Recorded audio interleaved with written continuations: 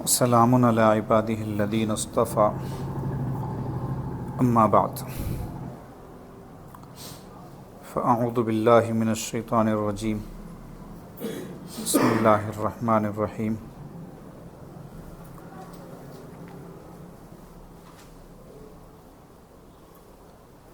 شہر رمضان الذی انزل فیہ القرآن سبحان ربک رب العزۃ عما یصفون وسلام علی المرسلین والحمد للہ رب العالمین اللہم صلی علی سیدنا محمد وعلی آل سیدنا محمد وبارک وسلم۔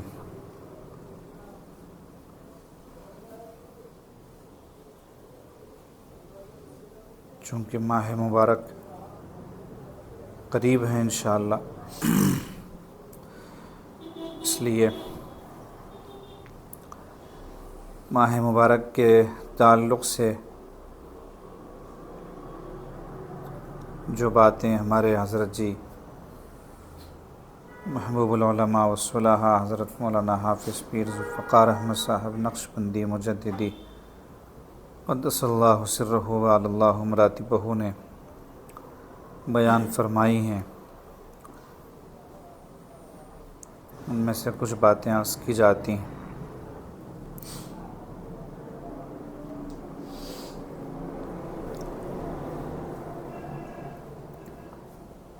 سب سے پہلے یہ بات ذہن میں رکھنی چاہیے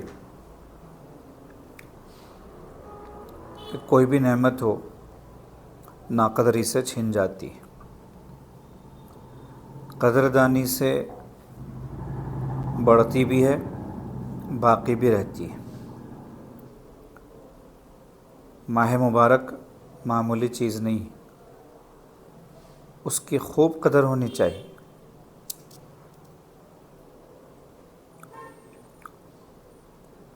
حضرت فرمایا کرتے تھے کہ پچھلے دور میں انسان کی بزرگی کا، ولایت کا، بڑا ہونے کا معیار یہ ہوتا تھا کہ اسے کتنے رمضان ملے، جتنے زیادہ رمضان اسے ملے ہوتے اس اعتبار سے اس کی ولایت کے بزرگی کے نمبر لگتے کہ ماشاءاللہ اتنے بڑے آدمی ہیں، اتنے بزرگ آدمی ہیں، زندگی میں 40 رمضان ملے، 50 رمضان ملے، 60 رمضان ملے۔ اتنی عظیم چیز کہ اس سے انسان کے مقام و مرتبے کا فیصلہ کیا جا رہا ہے، اور اسی سے ہم غافل رہیں تو اس سے بڑی ناقدری اور محرومی کی بات کوئی اور نہیں ہوگی۔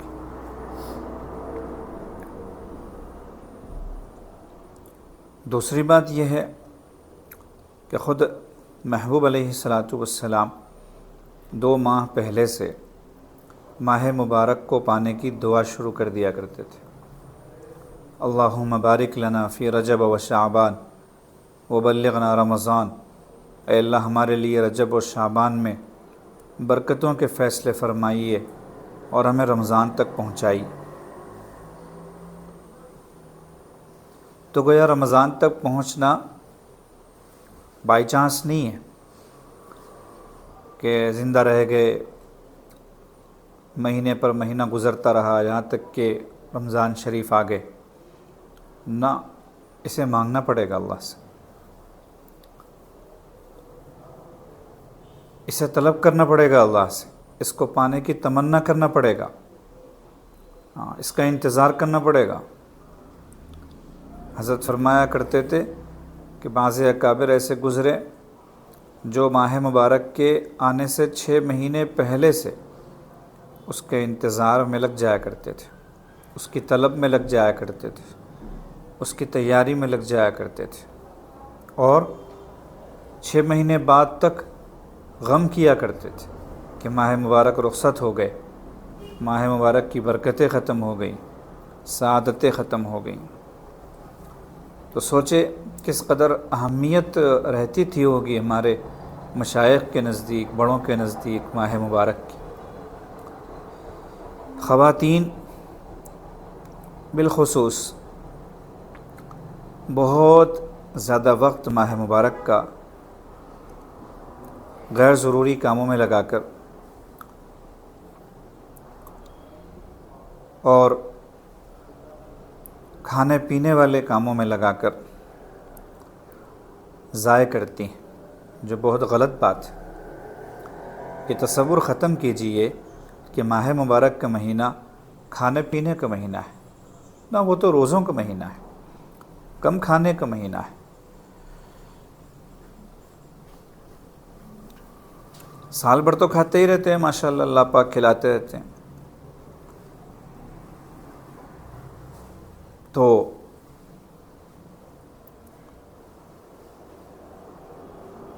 رمضان شریف میں اگر کچھ کم کھا لیں کیا نقصان ہوگا؟ کم کھانا مقصود نہیں ہے، مقصود کھانے میں وقت کم خرچ کرنا ہے۔ کم سونا مقصود نہیں ہے، سونے میں وقت کم لگانا مقصود ہے۔ یوں سمجھ لو کہ دنیا کے کاموں میں کم سے کم وقت لگانا اور آخرت والے کاموں میں زیادہ سے زیادہ وقت لگانا۔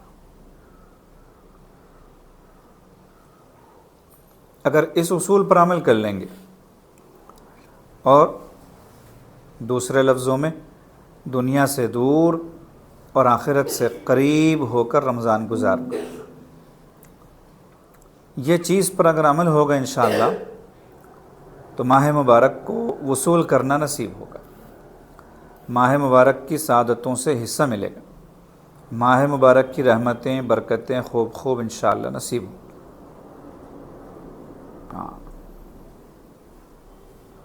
اگر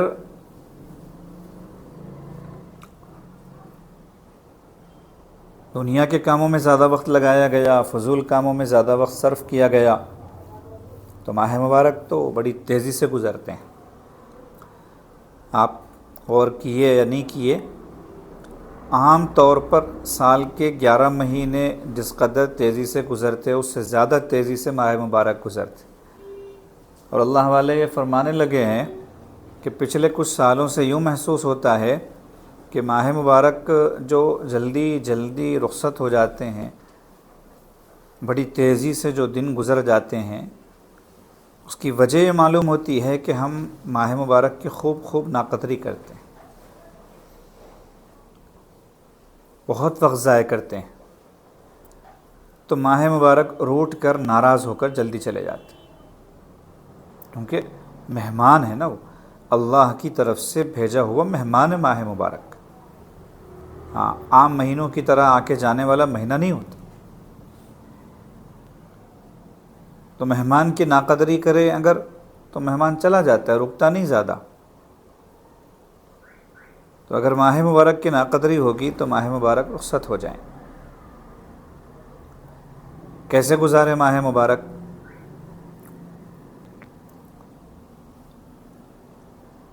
بہت سارے ذہنوں میں یہ ہوتا ہے کہ بہت ساری چیزیں کرنا ہے،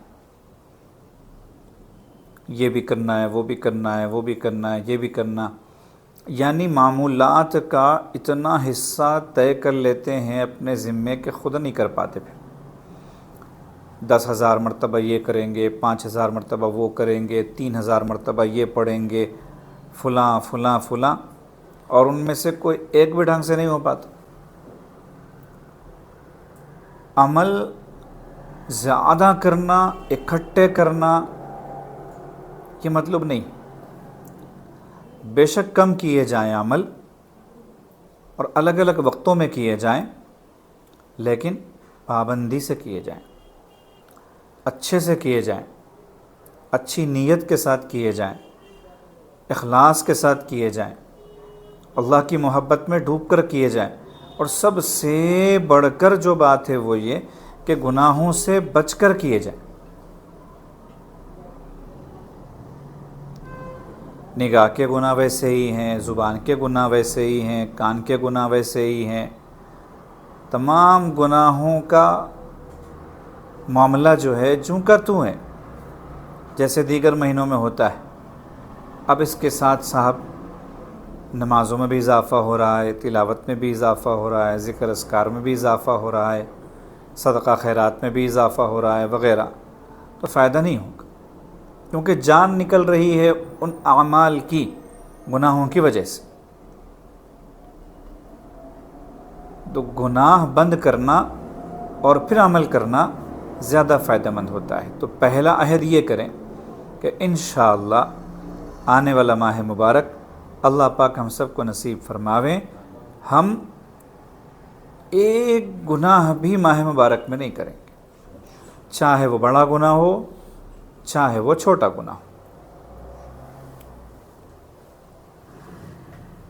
اور گناہ نہیں کرنے کے لیے، گناہ سے بچنے کے لیے جو چیزیں ہمیں گناہ تک لے جانے والی ہیں یا لے جا سکتی ہیں ان سے بچیں، جن میں سب سے پہلے نمبر پر اس زمانے میں آنے والی چیز موبائل ہے، فون ہے۔ یہ سب سے پہلے نمبر پر آنے والی چیز جو گناہ کی طرف لے جانے والی، گناہ کا ذریعہ بننے والی۔ اس لیے اپنا معاملہ دیکھیے کہ کس قدر موبائل ضروری ہے، کب ضروری ہے، کہاں ضروری ہے، کس کے اعتبار سے ضروری ہے۔ ان سب چیزوں پر غور کر کے یہ بات طے ہے کہ موبائل کی ضرورت اگر مرد حضرات کو دن بھر کے اعتبار سے یوں مان لو کہ 100 میں سے 60% پڑتی ہے مرد حضرات کو، یقین مانیے کہ عورتوں کو 20% بھی نہیں پڑتی، 100 میں سے 20% بھی نہیں پڑتی پورے دن بھر میں، 20% بھی عاجز نے احتیاطاً کہا ہے۔ یہ جو حضرات ہیں مقامی، کہاں ہیں لوگ؟ بازو بیٹھے ہیں یا ہیں ہی نہیں؟ تو بجان کس کے لیے؟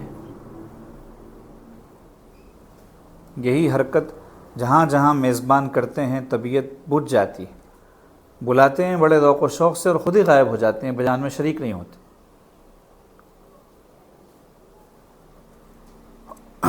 اس سے ناقدری اور بے طلبی، اور یوں محسوس ہوتا ہے جیسے ایک فارمیلٹی پوری کی جا رہی ہے۔ فارمیلٹی پوری کرنے کے لیے نہیں آتے ہم۔ تعجب حیرت ہے۔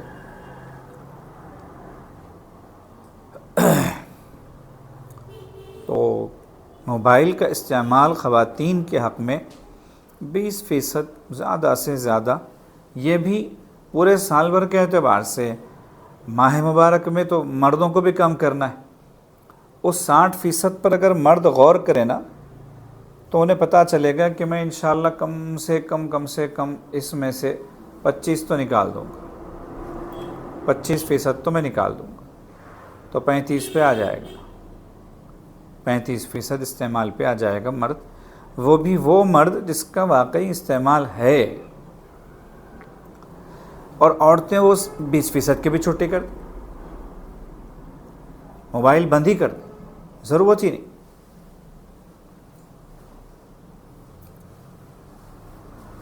بہت مجبوری میں اگر استعمال کرنے کی ضرورت پڑے بھی، آن کریں، استعمال کریں، بند کریں۔ اس سے بچیے۔ دل کی گہرائی سے عاجز یہ بات کہہ رہا ہے، دل سے، بہت درد کے ساتھ، کہ انشاءاللہ اگر امت ماہ مبارک میں موبائل سے بچ جائے گی۔ پرانے زمانے میں جب موبائل ہاتھوں میں مچلا نہیں کرتے تھے، ناچا نہیں کرتے تھے، پھسلا نہیں کرتے تھے، تو کیسے زندگی گزرتی تھی؟ اس سے اچھی گزرے گی انشاءاللہ۔ کیونکہ موبائل آنے سے پہلے موبائل چھوڑنے کا مجاہدہ تو نہیں تھا نا، آنے کے بعد چھوڑنے کا مجاہدہ ہے، اور مجاہدے کے بقدر مشاہدہ ہوتا ہے، یعنی اللہ پاک کی رحمتوں کا، اللہ پاک کی جانب سے اترنے والی برکتوں کا، اللہ کی توجہات کا، نظر کرم کا مشاہدہ اسی کے اعتبار سے ہوگا۔ یہ ہمیشہ کے لیے سن لیجئے، موبائل کا فہرست بنائیے، موبائل میں استعمال کے اعتبار سے ضروری چیزیں مثال کے طور پر موبائل میں کیا کیا استعمال ضروری ہے؟ نمبر 1 فون کرنا، فون سننا، یہ ایک چیز ہو گئی، اسی کے لیے موبائل بنا ہے، اصل چیز یہ ہے۔ دوسری ضرورت کی چیز واٹس ایپ کا استعمال۔ میں نہیں سمجھتا کہ 100 میں سے 5 لوگ چھوڑ کر 95% لوگوں کا اس سے آگے کوئی اور ضروری استعمال ہوگا۔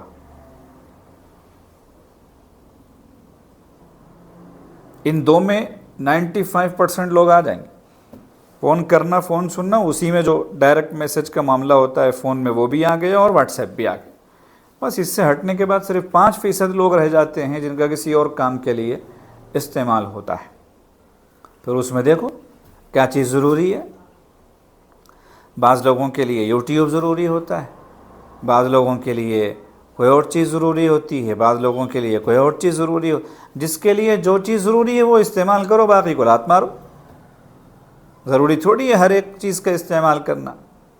گیم کھیلنے کا تو کوئی مطلب ہی نہیں بنتا، کسی کا بھی، بڑا آدمی ہو کہ بچہ ہو کہ کوئی بھی ہو، گیم کھیلنے کا تو کوئی مطلب نہیں بنتا۔ موبائل میں گیم کھیلنے والا، لا یعنی میں وقت گزارنے والا، فضول کام کرنے والا، لہو و لعب میں مشغول ہونے والا، وقت ضائع کرنے والا، انوارات سے محروم ہونے والا، چاہے گیم کوئی بھی کھیلے، کوئی سی بھی کھیلے، لا یعنی میں مشغول ہونے والا بندہ ہے۔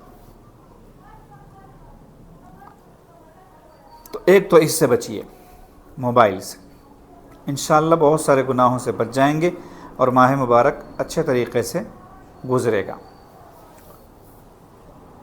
دوسری چیز، ماہ مبارک کے آنے سے پہلے پہلے سارے کام کر لیجیے۔ آپ کسی ضروری کام میں مشغول تھے جو اب آ رہے ہیں، سامنے نہ دکھائی دیں تو پھر آپ کے آنے کا نہیں آنے کا کوئی اعتبار نہیں۔ بیان شروع ہوا ہے 3:30 سے، اعلان تھا 3 کا اور اب ہو رہا ہے 47 اور آپ اب آ رہے ہیں۔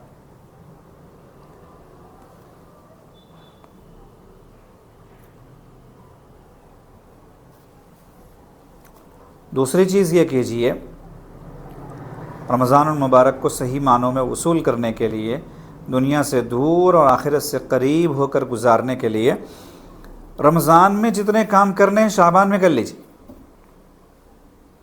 عید کی بھی تیاری کر لیجیے، کپڑے بنانا ہے، جوتے لینے ہیں، اور بھی چیزیں لینی ہیں، کھانے پینے کی چیزیں لینی ہیں۔ دیکھو مہینے بھر اچھی رہنے والی چیزیں بہت ساری نکلیں گی، راشن میں بھی 1 مہینہ اچھی رہیں گی، کچھ نہیں ہوگا، کوئی خرابی نہیں آئے گی، پورے 1 مہینے کا لے لو۔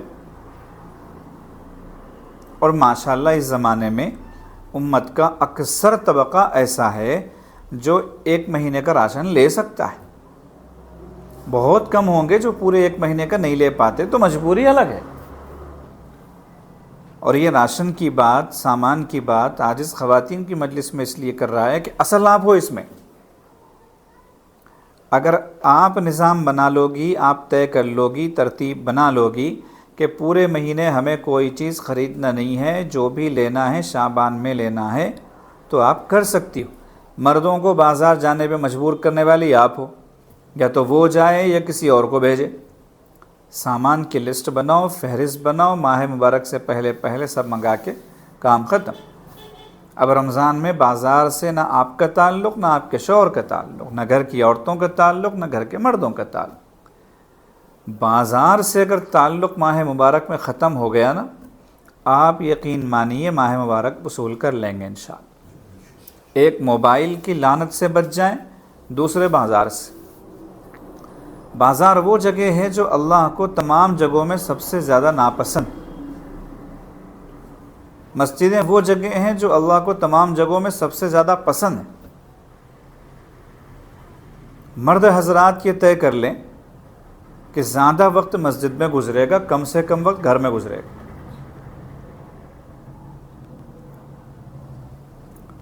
عورتیں خود سے بھی اپنا کام کم سے کم کریں اور خود مرد بھی ان کا کام کم سے کم کریں۔ مردوں کو دعوتیں سدھرتی ہیں ماہ مبارک، آج فلاں کو بلا رہے، کل فلاں کو بلا رہے، اور ان دعوتوں میں خواتین کو مشغول کر دیتے ہیں۔ وہ بیچاری ہیں مردوں کے تابع، اب انہیں کرنا پڑتا ہے۔ دعوتیں جتنی کرنی ہے رمضان کے بعد کیجیے۔ وہ ایک فضیلت ہمیں یاد آ جاتی ہے، سن رکھا ہے، پڑھتے بھی ہیں کہ روزے دار کو افطار کرانے پر وہی ثواب ملے گا جو روزے دار کو روزہ رکھنے پر ملے گا، اور بھی اس طرح کی فضیلتیں۔ ان فضیلتوں کو حاصل کرنے کے لیے دعوت کرنا ضروری نہیں۔ آپ اپنے گھر میں جو آپ افطار کرتے ہوں، آپ جو کھاتے ہوں، اس میں شریک کر لیجئے ایک دو کا کھانا بڑھا کے۔ بہت سے بہت ان کے اہتمام کی نیت ہو تو 2 چیزیں اور منگا لیجئے، بس ہو گیا معاملہ۔ اب اس کے لیے اتنی لمبی چوڑی دعوت کرنا کہ پورا دن خواتین مشغول رہیں، یہ تو کہیں سے بھی مناسب نہیں۔ دعوتیں ماہ مبارک کے بعد کیجیے۔ تو بازاروں سے اجتناب اور موبائل سے اجتناب، انشاءاللہ رمضان شریف اچھے سے گزرے گا۔ تیسری چیز، دنیا سے دور آخرت سے قریب ہو کر رمضان شریف گزارنے کے لیے تیسری چیز، ماہ مبارک میں کہیں آنے جانے کا معاملہ مت رکھیے۔ ملنا ملانا، رشتہ داریاں، یاری دوستیاں یا گھومنا وغیرہ وغیرہ، ان سب سے پرہیز کیجیے یہ رمضان کے بعد۔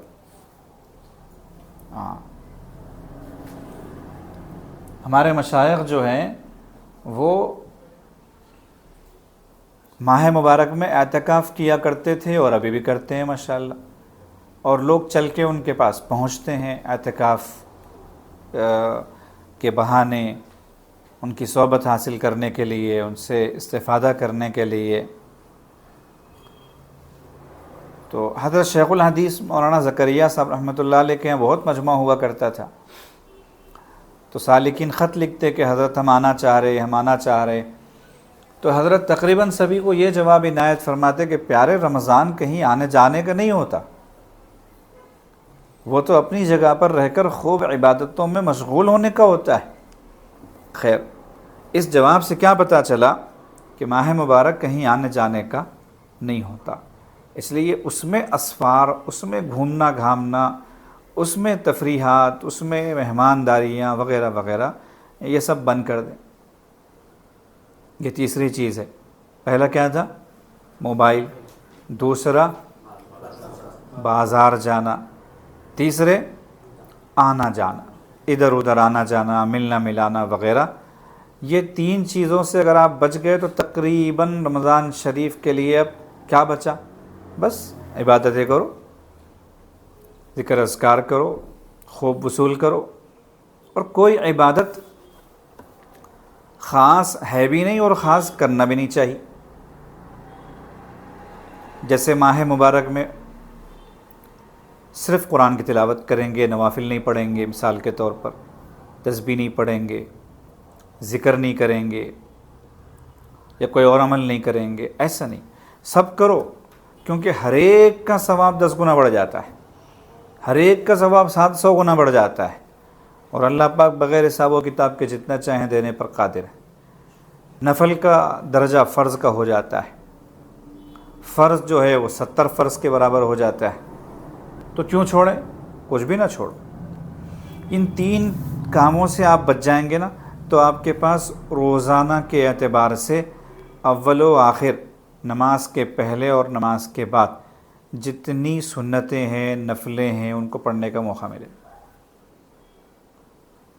سال کے 11 مہینوں میں عموماً ہم سے نفلیں چھوٹ جاتی، سنن مؤکدہ چھوٹ جاتی۔ خواتین سے تو بطور خاص وہ صرف فرض پڑھتی ہیں، وہ بھی بڑی مشکل سے آخر وقت میں مصلی بچھا کر، جب وقت نکلا جا رہا ہو اور اس ڈر سے کہ نماز قضا ہو جائے گی، نماز پڑھتی ہیں۔ مستقل بیٹھ کے پڑھنے کا تو مزاج ہی نہیں، تو رمضان شریف میں موقع نکالو اس کا۔ تو اول و آخر کی ساری نمازیں ہوں گی انشاءاللہ۔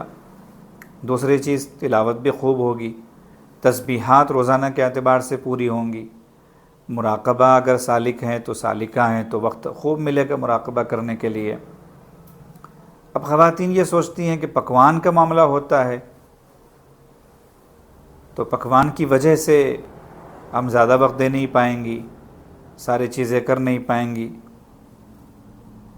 اور اگر ہم اس میں زیادہ وقت نہیں لگائیں گی اور معاملہ ایسے تیسے کریں گی تو شوہروں کی طرف سے ڈانٹ پڑے گی وغیرہ۔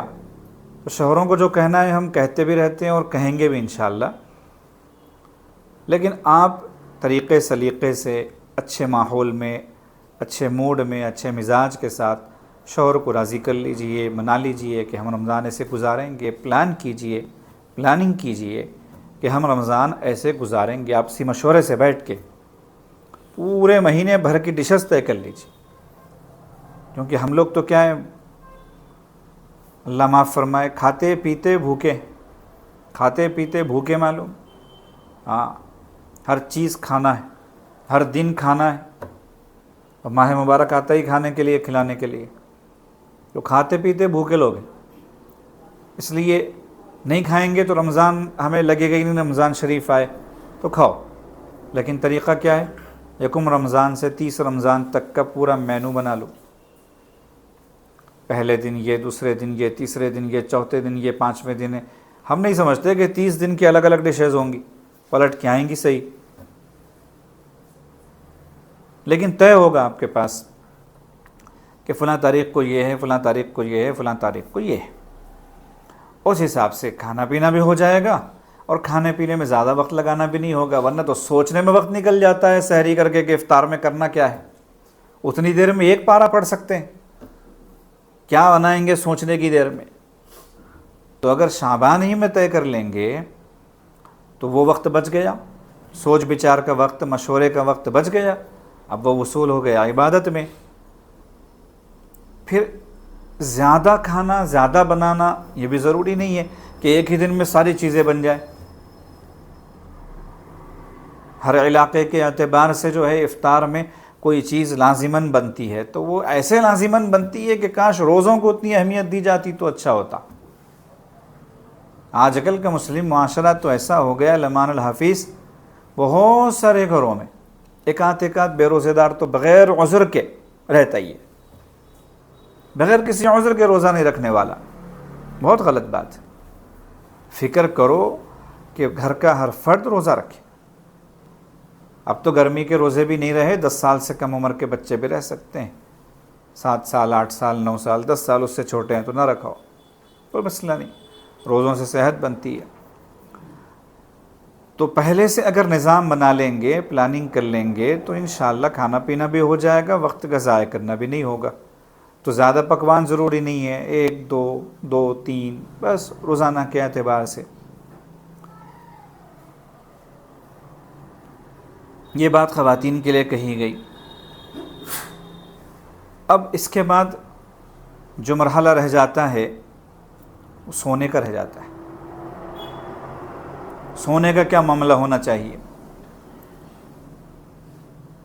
سونے کی مہنگائی کے اس دور میں جو سونے کا معاملہ ہوا ہے نا، وہی سونے کا معاملہ کیجیے۔ بس سمجھ میں آئی؟ ابھی سونا بہت مہنگا ہو گیا تو ابھی کیا معاملہ ہے سب کے پاس؟ وہ معاملہ سونا یعنی سلیپنگ کا کیجیے، کم سے کم، اتنا کم بھی نہیں کہ صحت پر اثر پڑ جائے، صحت کو نقصان دے، اتنا زیادہ بھی نہیں کہ رمضان کھونے میں نکل جائے۔ رمضان تو پانے میں نکلنا چاہیے، جو سویا وہ کھویا، پکی بات ہے۔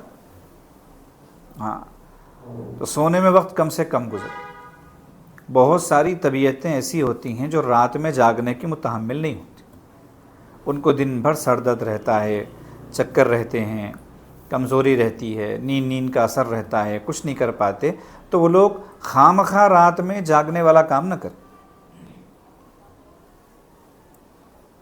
رات میں جلدی سو جایا کریں۔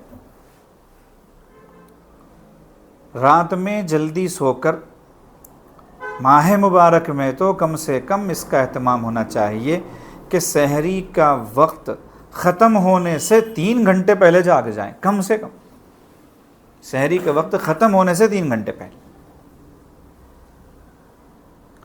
اب ان 3 گھنٹوں میں آپ جلدی جلدی فریش ہو کر تہجد پڑھ سکتے ہیں۔ اگر اللہ نے حفظ قرآن کی نعمت سے نوازا ہے، مرد ہو کہ عورت، تو جو تلاوت کرنا ہے وہ تہجد میں کر لو۔ تہجد لمبی بھی ہو جائے گی، تلاوت کا معمول بھی ہو جائے گا، مزید تلاوت کرنے کی ضرورت نہیں پڑے گی۔ اور اگر حافظ نہیں ہے، قرآن پاک زیادہ یاد نہیں ہے، تو تہجد کے بعد تلاوت بھی چونکہ کرنی ہے، لیکن تلاوت کے لیے آگے اور بھی اوقات ہیں، تہجد کے لیے بس وہی وقت۔ تو 3 حصے تہجد پڑھو، 1 حصہ تلاوت، یعنی جن کو یاد ہے، جو حفاظ ہیں، جتنا وقت تہجد میں لگا رہے ہیں اس کا 3 حصہ تم تہجد میں لگاؤ، باقی تلاوت میں لگا لو۔ اب تلاوت چونکہ یاد نہیں ہے، قرآن پاک زیادہ نہیں پڑھ سکتے، جتنا یاد ہے پورا پڑھ ڈالو تہجد میں روزانہ، جتنا بھی یاد ہے۔ پارہ 30 یاد ہے، اس کا آدھا پارہ یاد ہے، پاؤ پارہ یاد ہے، یا ادھر ادھر سے کچھ یاد ہے، سورہ یاسین شریف یاد ہے، یا پھر سورہ واقعہ یاد ہے، فلاں یاد ہے، جو بھی یاد ہے وہ تہجد میں نکالو، اور بقیہ وقت پھر فارغ ہو کے تلاوت کر لو۔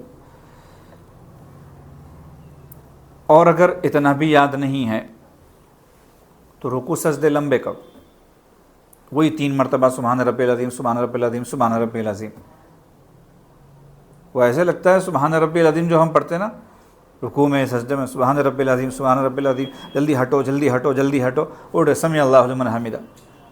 ارے بھائی سبحان ربی العظیم تو مزے لے کے بولو، ترجمہ غور کرو کیا کہہ رہے ہو وہاں پر۔ سبحان ربی الاعلیٰ آرام سے اطمینان سے کہو، 21 مرتبہ بھی کہہ سکتے ہو، 33 مرتبہ بھی کہہ سکتے ہو۔ رکوع لمبا کرو، سجدہ لمبا کرو۔ عربی میں دعائیں یاد ہو تو تہجد میں کوئی مسئلہ نہیں ہے، سلام پھیرنے سے پہلے وہ ساری عربی کی دعائیں پڑھو، اس میں دنیا کا تذکرہ نہیں ہونا چاہیے، یعنی کسی کی زبان عربی میں ہو تو وہ اردو میں جو ہم مانگتے وہ عربی میں مانگے، ایسا نہیں ہونا چاہیے۔ جو معصور و منقول دعائیں ہیں نبی علیہ السلام سے، صحابہ کرام سے، وہ ساری کی ساری قاعدے میں پڑھو۔ تہجد کے سجدے میں بھی مانگ سکتے ہو، لیکن دنیا سے متعلقہ دعا نہیں ہونی چاہیے، دنیا سے متعلقہ دعا کرنا ہے تہجد کے بعد کرو۔ تو تہجد کے وقت میں ایک تو تہجد کا عمل ہے، دوسرے تلاوت کا عمل ہے، تیسرے ذکر کا عمل ہے، ذکر بھی کر لو۔ تہجد کا وقت اتنا برکتوں والا ہوتا ہے کہ اس میں تھوڑا سا بھی کام زیادہ برکتوں والا ہو جاتا ہے۔ تو مراقبہ کرنے کے لیے، یا کسی بھی شیخ سے، کسی بھی سلسلے سے جڑے ہوئے ہیں، انہوں نے کوئی ذکر بتایا ہوا ہے، وہ ذکر کرنے کے لیے اور بھی اوقات بے شک ہے، لیکن تہجد کے وقت میں برکت زیادہ ہے، تو کچھ تو نکالو اس کے لیے وقت۔ تہجد کے لیے وقت، یہ اس وقت ذکر و اذکار و مراقبے کے لیے وقت طے کر لو۔ تیسرا کام یہ ہو گیا، تہجد، تلاوت، مراقبہ۔ اب ایک اہم ترین کام ہے تہجد کے وقت میں دعا۔ ماہ مبارک میں 2 دعائیں ہرگز نہ چھوڑو، یعنی جیسے روزے رکھتے ہیں نا پورے 30، پورے 29، حساب لگاؤ، ایسے ہونا چاہیے کہ 29 دعائیں تہجد کی یقیناً کی گئی ہوں، 30 دعائیں یقیناً تہجد کی گئی ہوں، اور 29 اور یا 30 افطار کے وقت کی دعائیں، یہ کبھی مس نہیں ہونا، کبھی بھی نہیں۔ تو تہجد کے وقت میں دعا کے لیے وقت نکالو۔ سحری کا وقت شروع ہو گیا تو تہجد کا وقت ختم ہو گیا، ایسا نہیں ہے، چلتا رہتا ہے۔ سحر کا وقت تہجد کے وقت میں ہی آتا ہے، جہاں سحر کا وقت شروع ہوا تہجد کا وقت چل رہا ہے۔ تو اب سحر کا وقت شروع ہونے سے لے کے آخر وقت تک دسترخوان کا طواف کرنا ضروری نہیں۔ اپنے اعتبار سے آپ سوچو کہ کتنی دیر میں سحری ہو سکتی ہے، 15 منٹ میں، 10 منٹ میں، 5 منٹ میں۔ کبھی طبیعت کرتی ہے، جی چاہتا ہے، بھوک لگتی ہے، تقاضا ہوتا ہے، تو اس وقت 15-20 منٹ کی سحری کر لیے۔ کبھی طبیعت نہیں لگتی، 10 منٹ کی بھی کافی ہے، 5 منٹ کی بھی کافی ہے۔ ہر شخص اپنے اپنے اعتبار سے، اپنی استعداد کے اعتبار سے وہ سوچ سکتا ہے کہ اسے کتنا وقت سحری میں لگانا ہے، بس اتنا وقت بچاؤ، اس کے بعد آ کے سحری کرو، سحر کا وقت ختم۔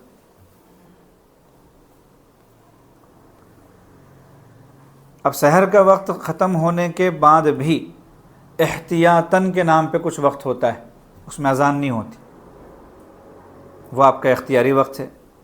کچھ دعا باقی ہو گئی تو اس میں کر لو، کچھ تلاوت باقی رہ گئی اس میں کر لو، کچھ تسبیحات باقی رہ گئیں اس میں کر لو، یا تھکن محسوس ہو رہی ہے کمر سیدھی کر لو، کوئی بات نہیں۔ اس کے بعد اذان ہوتی ہے، اذان کے بعد پھر دیگر معمولات شروع ہو جاتے ہیں۔ مرد حضرات ہے تو اذان و نماز کے درمیان میں دعا رد نہیں کی جاتی، یہ نبی علیہ الصلاۃ والسلام کا ارشاد ہے۔ اذان کے اور اقامت کے درمیان کا جو وقت ہے وہ دعا کی قبولیت کے اوقات میں سے ایک ہے۔ دعائیں بھی لکھ کے رکھ لو، اتنی دعائیں مانگنا ہے اللہ سے، اور پھر ان کے اوقات تقسیم کرو، یہ دعائیں فلاں وقت میں، وہ دعائیں فلاں وقت میں، وہ دعائیں فلاں وقت میں۔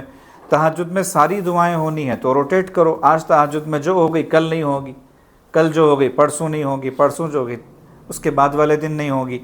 اس طرح دعاؤں کی بھی پوری ایک تفصیل جو ہے، طریقہ جو ہے اس کا طے کر سکتے ہو۔ لوگوں کو یہی یاد نہیں رہتا مانگنا کیا ہے، تو مانگنے کے لیے وقت چاہے جتنا ملے وہ کیا مانگیں گے اس میں۔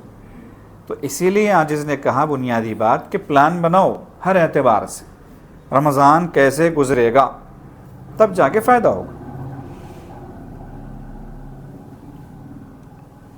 تو سونا کم سے کم، اور سونے کا بہترین وقت کیا ہے رمضان، ہم نے بتا دیا۔ تراویح کے بعد کوئی افضل وقت نہیں ہو عبادت کا، تلاوت کا، ذکر اذکار کا، ایسا نہیں ہے کہ افضل ترین وقت وہ ہے تراویح کے بعد کا وقت ہے، ایسا نہیں۔ ویسے تو ہر وقت ہی وصول کیے جانے کے قابل ہے، لیکن وہ وقت نہیں ہے خاص طور پر کہ تراویح کے بعد خوب جاگیں۔ تراویح کے بعد ایک نیا دور شروع ہوتا ہے کھانے پینے کا، جاگنے کا، قطعاً نہیں، سو جائیے۔ اور تہجد کا جو وقت ہم نے بتایا کہ سحر کا وقت ختم ہونے سے 3 گھنٹے پہلے اٹھ کے اس کو وصول کیجیے۔ پھر فجر بعد اشراق کا وقت آنے میں زیادہ وقت نہیں رہتا، وہ وقت بھی استعمال کیجیے۔ نماز نہیں پڑھ سکتے اس وقت میں، تلاوت میں وقت لگائیے۔ اگر قضا نمازیں خدا نخواستہ کسی کے ذمے ہوں تو ایک شکل یہ ہے کہ تلاوت کا وقت جو ہے وہ وقت کر لو جس وقت میں نماز کی اجازت نہیں ہے، مکروہ ہے۔ ویسے قضا نماز کے لیے کبھی بھی کر سکتے ہیں، کبھی بھی پڑھ سکتے ہیں۔ عین جب سورج نکل رہا ہو، عین جب سورج کا زوال کا وقت ہو، عین جب سورج ڈوب رہا ہو، چند منٹ کا وقت، اس وقت میں کوئی بھی نماز، کوئی بھی سجدہ جائز نہیں۔ باقی عصر سے لے کے کافی لمبا وقت ہوتا ہے، اس وقت میں قضا نمازیں پڑھی جا سکتی۔ ایسے ہی فجر کے فوری بعد سے لے کے کچھ دیر تک نمازیں، قضا نمازیں پڑھی جا سکتی، تو اس وقت وہ کام کر لو۔ اور تلاوت کے لیے فجر کے بعد کا جو وقت اشراق کے عین وقت کا وقت ہوتا ہے وہ وقت نکال لو۔ ادھر اشراق کا وقت ہوا، فوری اشراق پڑھو۔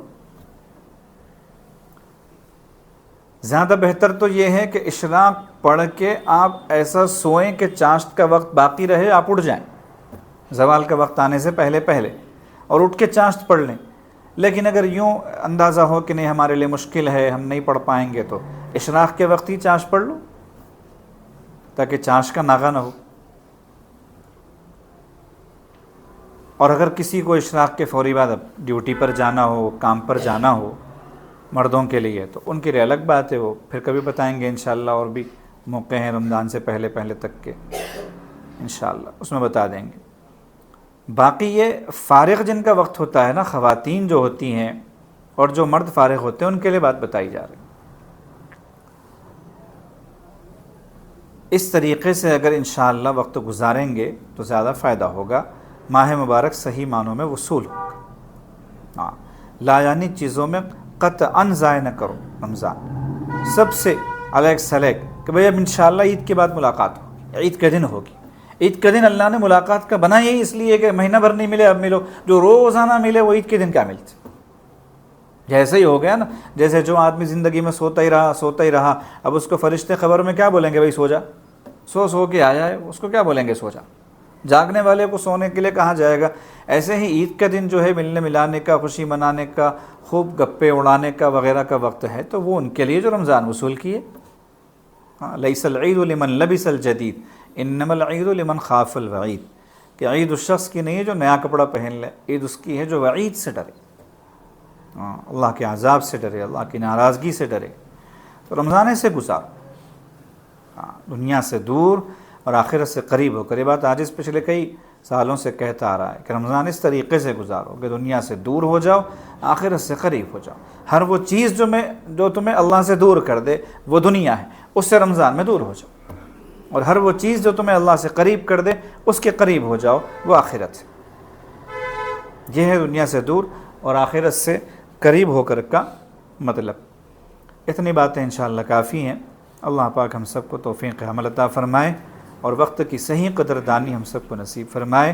ہم میں سے ہر ایک کو اللہ پاک پوری صحت کے ساتھ، عافیت کے ساتھ، امن کے ساتھ، چین سکون کے ساتھ، اپنی رضا کے ساتھ ماہ مبارک نصیب فرمائے اور اس کی قدردانی کی توفیق عطا فرمائے۔ آمین۔ وآخر دعوانا ان الحمدللہ رب العالمین۔ توبہ کی کلمات پڑھائے جاتے ہیں، سچے دل سے نیت کیجئے کہ ہم پچھلی زندگی سے سچی پکی توبہ کرتے ہیں اور آئندہ زندگی انشاءاللہ نیکی تقویٰ پر گزاریں گے۔ جیسی نیت ہوتی ہے اللہ پاک ویسی مراد پوری فرماتے۔ الحمدللہ وکفیٰ وسلام علی عبادہ الذین اصطفیٰ، اما بعد۔ پڑھیے بسم اللہ الرحمن الرحیم۔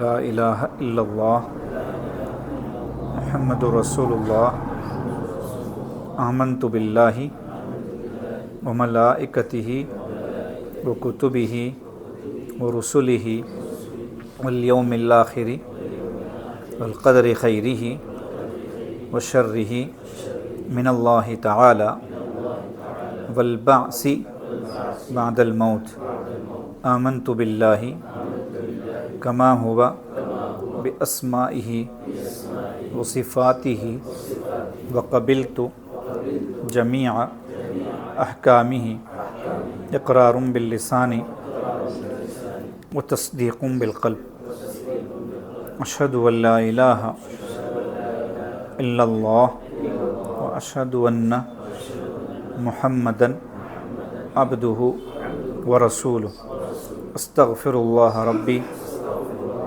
من کل ذنب واتوب الیہ برحمتک یا ارحم الراحمین۔